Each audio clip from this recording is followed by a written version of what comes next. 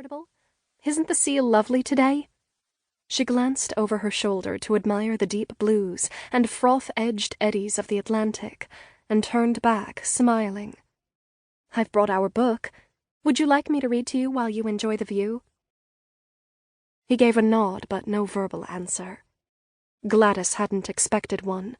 None of us did, for Uncle Cornelius had never fully recovered after that awful day in the summer of '96, when he and Neely had their dreadful row, and Uncle Cornelius had collapsed in a stroke of apoplexy. There had been smaller strokes since, leaving him incapacitated. Still, his gaze found his daughter's, brightened and brimmed with affectionate emotions, and then narrowed ever so slightly in a smile his lips could not quite form. Gladys, still holding his hand, raised up on her knees and kissed his cheek, and as she pulled away she whispered, "Thank you, Father." I understood her gratitude, for it seemed to all of us that although Cornelius Vanderbilt's strength had waned, his legs no longer worked, and his mind had become trapped behind a silenced tongue, he somehow still had the power to let us know he valued us, and that we were important to him. He had not forgotten to tell Gladys how beautiful he found her. One of the footmen produced her book and handed it to her, while the others went into the bathhouse and brought out folding wood and canvas chairs. Gladys settled in close to her father and began to read, while her mother sat at his other side and studied the other beachgoers. "Good heavens," Aunt Alice suddenly said with a harumph. "Is that Lucy Clews I see splashing about in the waves? In a bathing costume?" Seated beside her, I raised my hand to my hat brim to further shield my eyes, and glanced out over the water. Among the group of women bobbing in the waves, I recognized the dark-haired Mrs. Clews, wife of New York financier Henry Clews. "Yes, Aunt Alice, I'm afraid it is." Aunt Alice had never gotten over her shock at the bathing ensembles women wore these days, albeit the woolen blouses, knee-length skirts, bloomers, and stockings covered every inch of skin but for the forearms, from the neck down.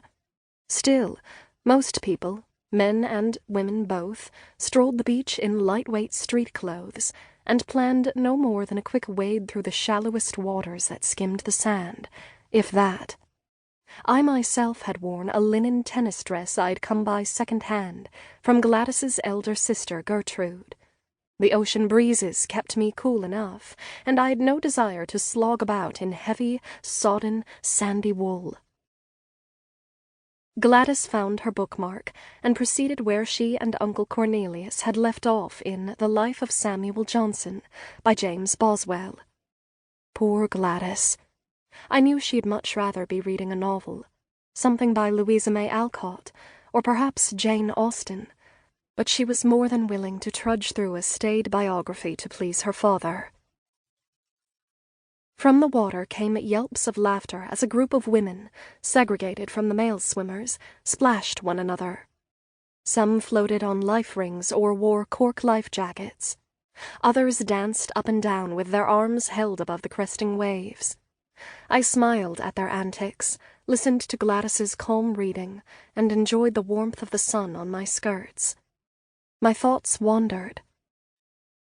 Sudden screams cut off Gladys's next sentence, and even Uncle Cornelius flinched against the wicker back of his chair.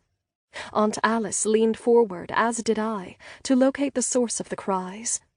Out beyond the female swimmers, one dark, shining blob floated on the currents. A fish? A bank of seaweed? A massive jellyfish?